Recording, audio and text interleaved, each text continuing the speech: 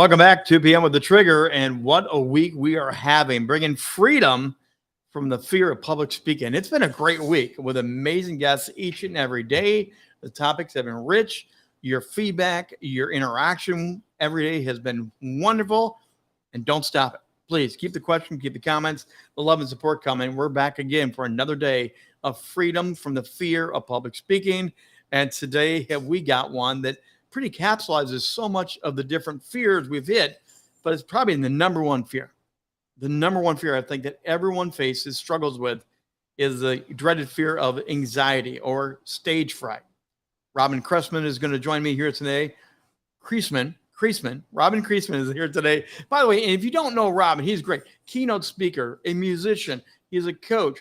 He's a 2-time Emmy Award winner and 17-time Telly Award winning television producer. This guy knows a little bit about stage fright, I think. I think he's dealt with anxiety a little bit. So we're going to have a great conversation. I'm going to bring my friend in here. Robin, great to have you with us again. And there we go, Robin. Woohoo! Hey, Rich. How you doing, buddy? I am doing great. You've been on Rock the Stage show. Your accolades are amazing. Did you ever struggle with stage fright? Did you ever struggle with the anxiety bug?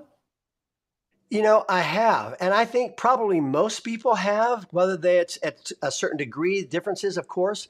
But yeah, you'll find virtually every performer out there, whether they're an athlete or a musician or a speaker or a salesperson, whatever, anytime you're performing, I think most people have some, understanding of what that might mean. And to different degrees, of course, but I've got quite a few examples and stories of myself and others as well. As a coach, hearing a lot of stories. So I know it's real. It's definitely a real thing, man. And it's actually a medical issue to some degree for some people. But, the old Seinfeld thing, people would rather die than have to go be on a stage as a speaker. Some people would rather have COVID than be a speaker, So it's a thing. It's definitely a thing. I actually know the former drummer for Pink and some other bands he was in, Mark Schulman. Part of Mark now is a keynote speaker to you, but he told me he would play drums so he could hide in the back of the bands. He would rock it out, be on stage with thousands of fans, and he battled with stage fright. If they ever threw the mic at him during those days, he would be like, no, it would be like the plague. And now he's out there speaking. So you can conquer this, right? Yes, you can. Absolutely, you can. There are some things that you can do pre-show, certainly in your preparation and in your mindset. Mindset is probably one of the biggest things that can help you. So many times, we all think about me. It's all about me. Well, the audience is thinking, what's in it for me. So when we continually focus on our problem, our issue, I'm nervous, I'm scared, you start sweating, your hands start trembling, you start getting a little tremble in your voice, your heart starts racing, and your breathing gets shallow. All of those things are signs that, dude, okay, breathe. I remember early on when I got into the speaking business, I heard some people talking about pre-show stuff, and they said, breathe, just breathe. I'm going, really? Breathe? That's what you're going to tell me as a coach? Breathe? Well, you know what? It's actually a thing because you get so anxiety focused that you really struggle with that. And so I've got a handful of lists that we could talk about, some things that I suggest you do, but I want people to realize it's not a negative that you have that. I want you to clarify that. Yes. It can be overcome. You can get past it. There are so many stories I can tell you from a lot of I did mostly documentary television specials and on rock stars, real legitimate country music, pop music, rock stars. And I got all kinds of stories of them telling us in their documentary things, the struggles that they've had with that. A lot of entertainers that we think are extroverts are truly introverts. Completely. And they get completely freaked out going on stage. I've got a couple of really close friends that are great singers that they can't do it. I mean, they get sometimes where I can't do it. And you've got to talk them down from the ledge. So it's real, but there are some things that you can do to make that happen and to get over Yes, there are several that I've talked to as well. I mean, sports athletes, everyone faces that anxiety somewhere. If there's a crowd and you're told go out there and shine, there's anxiety that's going to hit you at some point, no matter who you are. Now, a little bit of anxiety, I think, is good. A little bit of anxiety tells you this is important. I have to hit my mark. I'm doing something of value, of worth. When it stretches on into paralyzing, that's when you've got a bigger issue. Exactly. And it is a good thing. I mean, I've performed for so many years. I played in a rock band for 8 years, and it was early on before we got a record deal and stuff. We were playing locally. We had our own nightclub. We were playing 5 nights a week, 7 nights a week sometimes. And it was very normal to go out there and play because we knew our stuff. We had our set list down. We didn't take requests. We were a show. We were performing a show, and we knew what we knew. It didn't always start out that way. We had to grow. I started with a duo with my cousin, and we were winging it all the time. But through those number of hours, our 10,000 hours times 10, we knew what we were doing, and so there's confidence in that. Yet there would still be, times where we go out there. Oh, did you see who's here? Oh my gosh. That agent's here. That record label's guy's here. Oh my gosh. And you get freaked out. Well, part of the idea is to know that you have got this. And so as a coach with speakers, I've spent a lot of time, over 140 professional speakers from NSA, that I was their coach producer. And I've seen their work on stage, produce their videos, and coach them in their presentation. And virtually everyone has some sense of that. So Yes. it's real. But if I want to you're go back. prepared, Yep. yeah, go. Yeah. Yeah, no. So let's go back to that prepared. Aaron wants to know this question. And again, thank you, Aaron, for being here. What is this breath as you prepare? How do you backstage prepare with the breath? We talk about it, and sometimes we don't really explain it. So please break this down a little bit. Well, it's a small thing. So don't make this a big thing, because there's so many other factors that need to come before that. But there's a point where you're going to get, it's like a flight or fright. You feel like you're in a point where I've got to do something. And you get, your anxiety, your physical body starts just racing. So just slow down, take a couple deep breaths, start thinking positive things in your mind. There's an old story, where you imagine the audience in their underwear. No, don't do that. Don't do that. But that was a kind of a running joke. But you've got to focus on your audience. It's about them, and there's nothing else that is important. So get out of your headspace and just be a place where you can relax and just calm yourself and just take some deep breaths. A lot of times, before I'm backstage, I'm moving around, I'm jumping a little bit, just kind of woohoo, getting myself going. I've listened to some music. Oh, we just lost your audio. For some reason. Okay. You're back. I'm Bluetooth here, and my phone rang just a second ago. I'm going to turn my phone off, and it kicks me out. Sorry. That's crazy. That's why we do this live, buddy. This is great. This is what we do every day live. Anyway, I said the best things I could have ever said during those moments. Just wanted to tease everybody with it. Yeah, well, yeah, and there's something about the energy. I mean, I tell people very openly before most of my shows, I'll grab my phone and I'll put on "Carry On Wayward Son," and I'm doing air guitar and I'm having a great time. It's my way to get energized and get my head someplace else. That's exactly right. In my head, I know I'm going to trip up going out. What are the tips we got to help us get over this fear that we have? Well, let's step back a little bit. So I like to ask myself the 5 W's, basically. Who am I speaking to? Who's this audience? Why have I been asked to speak? What am I going to be speaking about? What are they expecting? And what's the wow of me that I got chosen to be asked to speak or to present to this group? When you know those answers clearly, then you've got a box that you can begin. Okay, in this box, I know that I've got to do A, B, C, D, and E. And you've obviously got to write a presentation if you don't already have one. And you've got to make sure that you know what you know. in your bones so you can clearly be confident on stage. There are a lot of people, Trigger, and you're one of them. I think I'm probably one of them as well, that if we are thrown something that's relevant in our zone, Yeah. we can wing it and kind of get by because we both have done a lot of emceeing and hosting events. And so when you're hosting and emceeing, you don't have a script. You know the essence of what's going on, the people, the why, and who, what, and where, all that stuff. And you can work that room. I don't like using wing it because that's a negative thing that I don't think any of us should be doing. But we're good enough on stage to be able to work the room like we need to. Yes.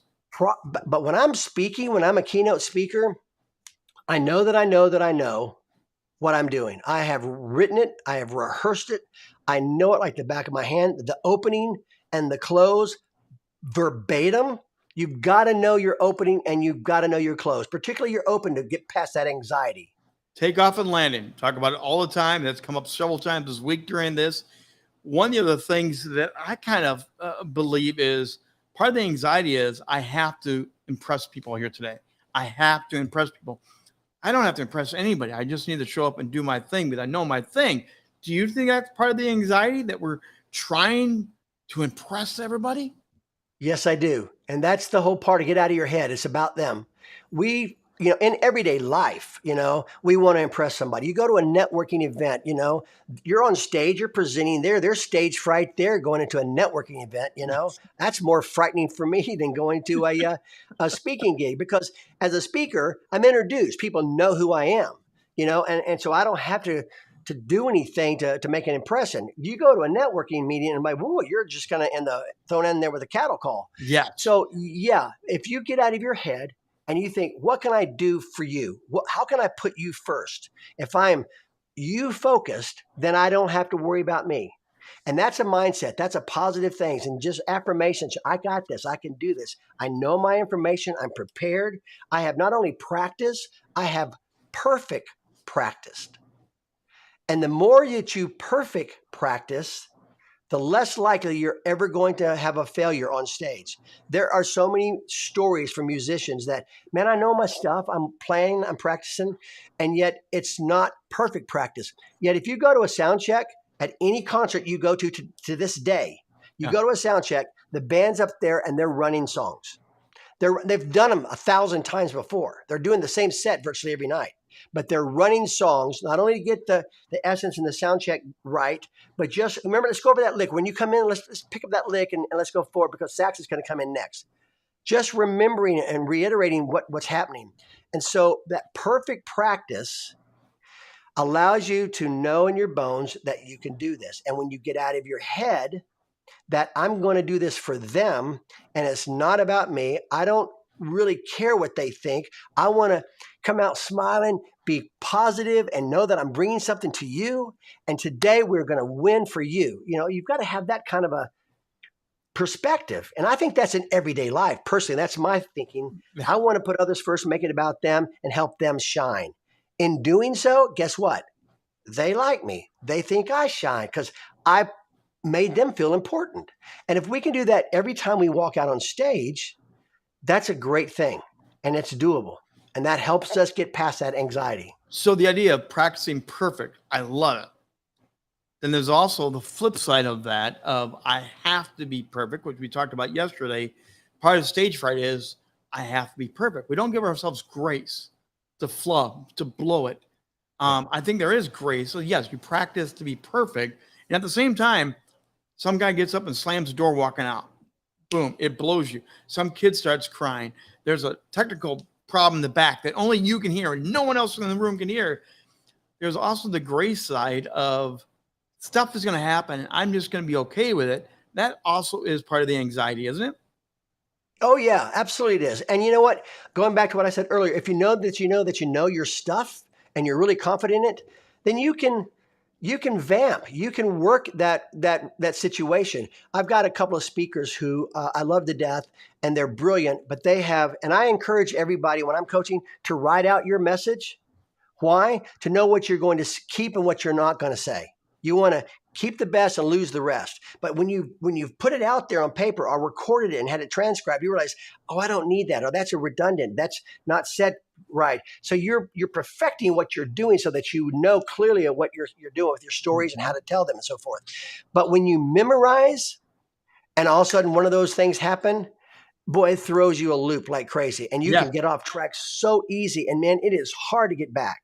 But I can't tell you how many times I've been in situations where something like that happened. Either I have a brain, fart or something, and Yeah. I lose my focus, and I can quickly though get back to where I was because I feel confident and that I know what I'm talking about.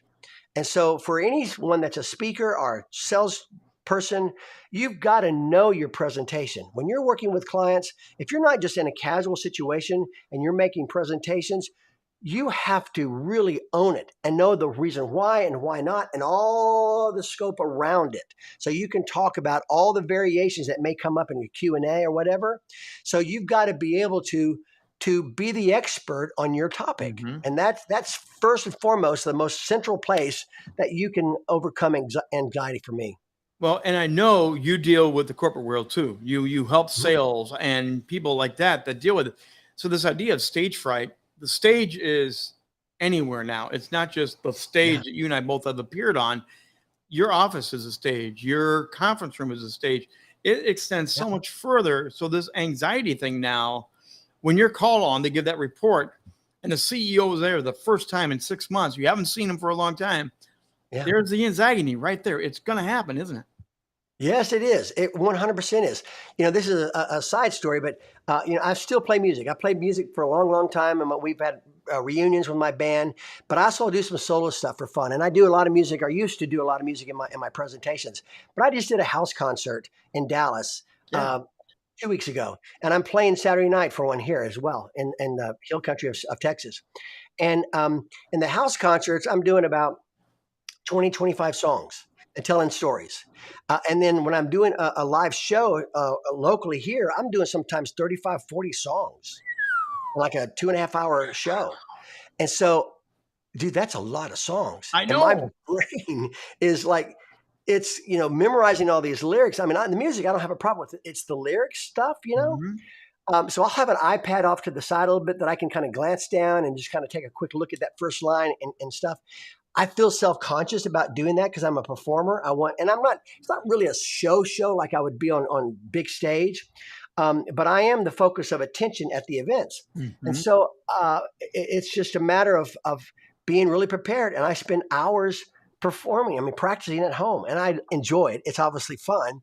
But if I don't put the reps in and I don't have the confidence that I got this, that I can say, man, I got this, then it shows up and I get nervous and someone drops a glass or something. Oh, what is that? Oh, where was Yeah. I? Oh, One of the so yeah. tricks that I help people with this anxiety, and I share this trick because it works for me. I have to do something right away out of the shoot that's fun. I have to tell a story. I have to do something. I have to come when that introduction is complete. I've got to hit them with some high energy and fun because that breaks the anxiety. That breaks that nervousness of who's in the crowd, what's going to go on next. It works for me because the energy then takes me to a place where I'm just going to keep going. Does that work for you? Do you kind of recommend that you come out of the shoot with something is going to go bang? Oh yeah. Oh, for sure. Now, when I was speaking, doing my Rockstar Principles of Success, ROCKSTAR, the acronym, I would come out starting off with music. And I would do a little medley of, some of the classic rock songs that everyone would know, and then get into, my open light.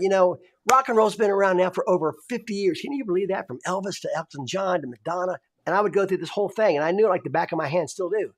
But that was fun and interesting. And then I had a little, throw little punchlines in that were funny in there and caught people off guard. But let me tell you a quick story.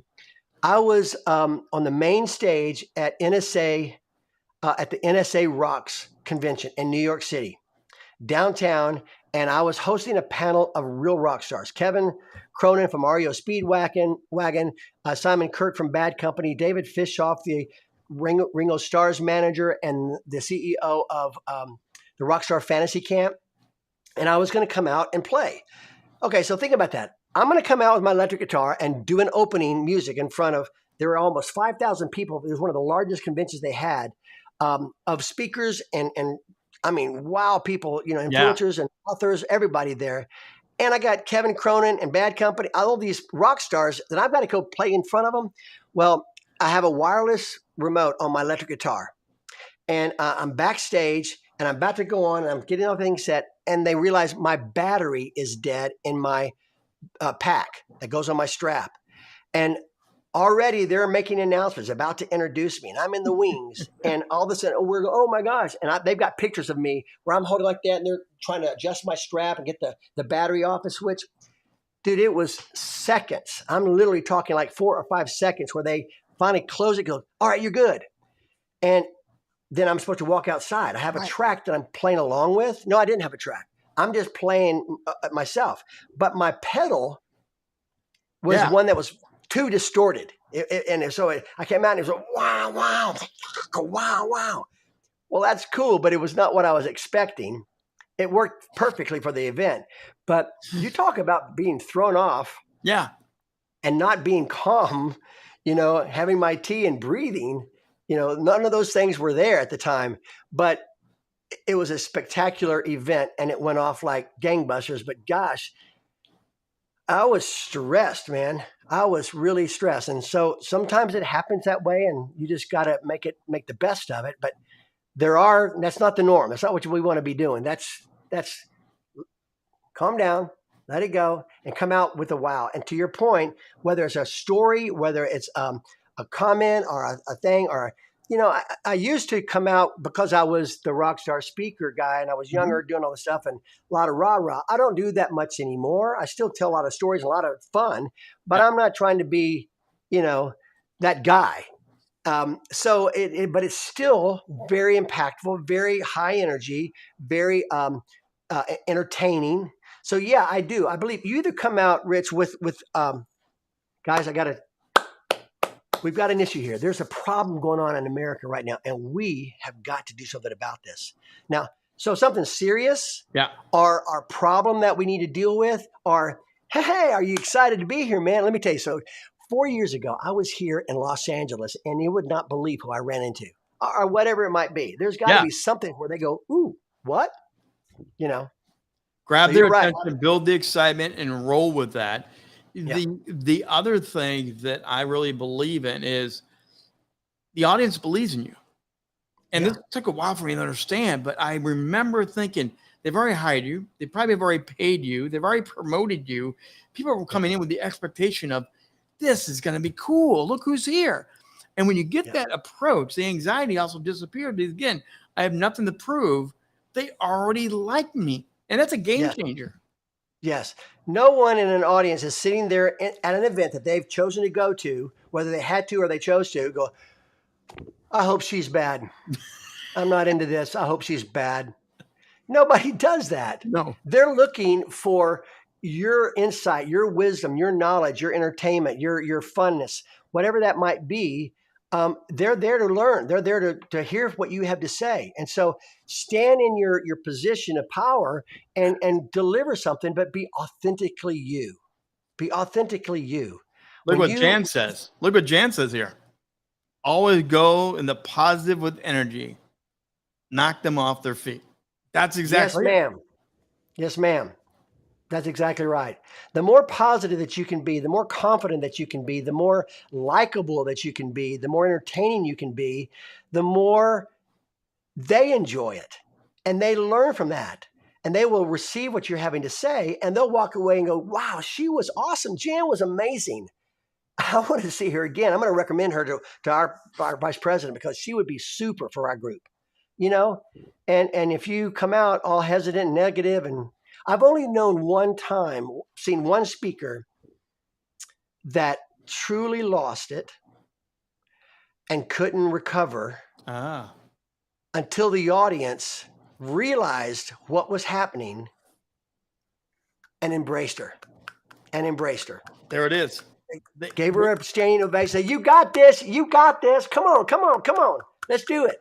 And someone from the wings came out and kind of helped guide her and began to ask her questions, kind of interview style almost, to bring out the expertise that she had. And she ended up getting a standing ovation at the end of the program.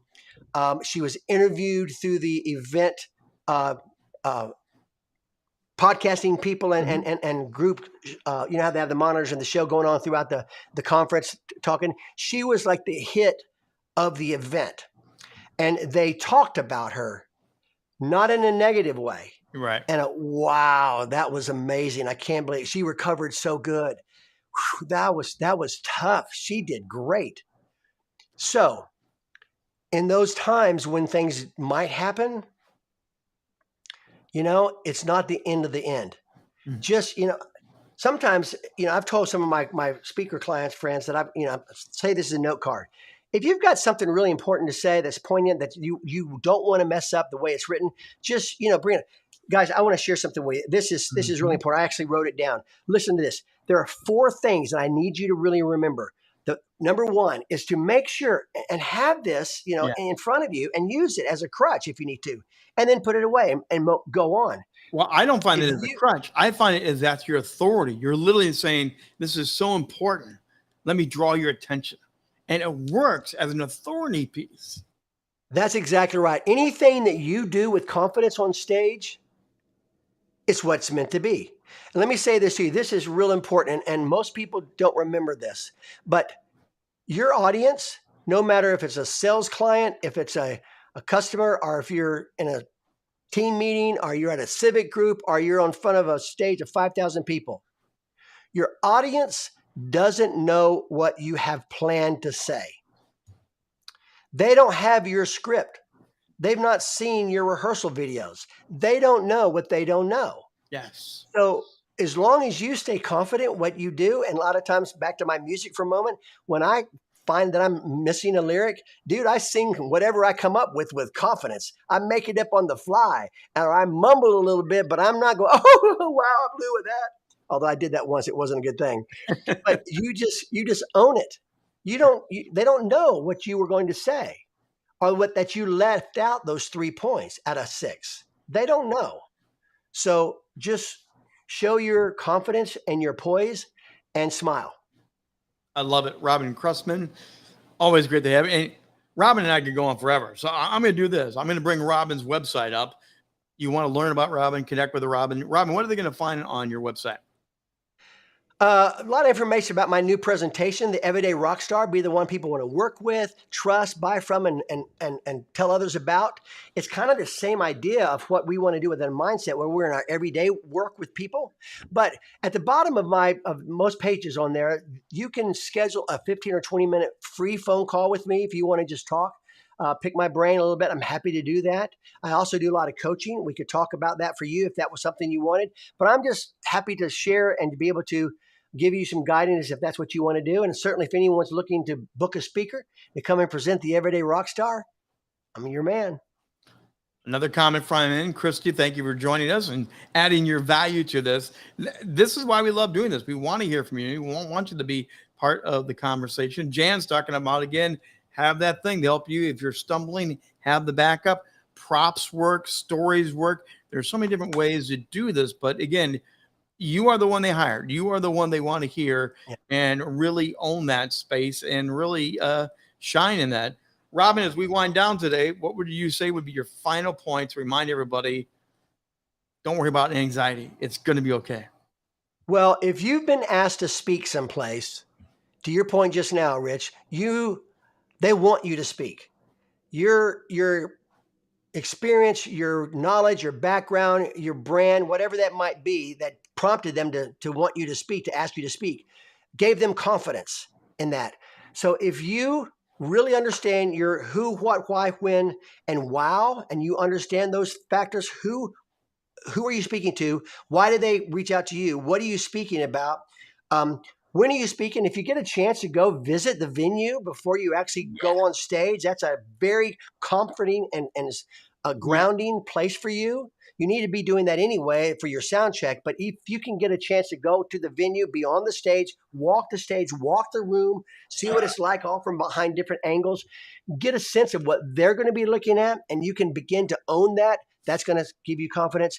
But when you know all of those factors and you have crafted the message that's the right message for them, not because what you want to say, but it's the right message for them and there's tangible takeaways, then just bask in the fact that you know what you know and you're confident in it, and practice, record yourself, watch it back. I know a lot of people don't like to watch themselves, but do it on video. We all have that now with, through the COVID world, and present on camera, looking right into the lens. If you've noticed, I've not been down like this most of the time. I'm looking in the lens, looking into the audience's eyes, and then review that and say, okay, I can do that better. I can do that. Oh, that's good. I'm going to remember that. I've got to write, and so know what you know, and that will give you the confidence to say, okay, I got this. Let's go do it. I'm ready. Turn it up. Robin Creasman, thank you again for being with us. And again, Robin's been on Rock the Stage show. He will be back on Rock the Stage show. We haven't heard the last of Robin. I guarantee you that. Thanks again, my friend. Thanks, Rich. Again, we are doing this all month long, helping you learn how to overcome the fear of public speaking. It's the number one fear in all the world. 75% of all people in the world fear stepping up for many different reasons. We're going to keep covering more of the reasons. And again, even after we're done with Saturday, doing this week-long focus every Tuesday, every Thursday for the month of July, we're going to be back with more speakers to continue to help you learn how to conquer the fear. And as our brand promises, help you shine on camera, shine on stage, elevate you and your brand authority. That's what it's all about. One more comment I see coming in from Jan here. Yeah, she's reiterating the fact that you've been chosen to speak. Own it, step in it. What a great way to wind down the show today.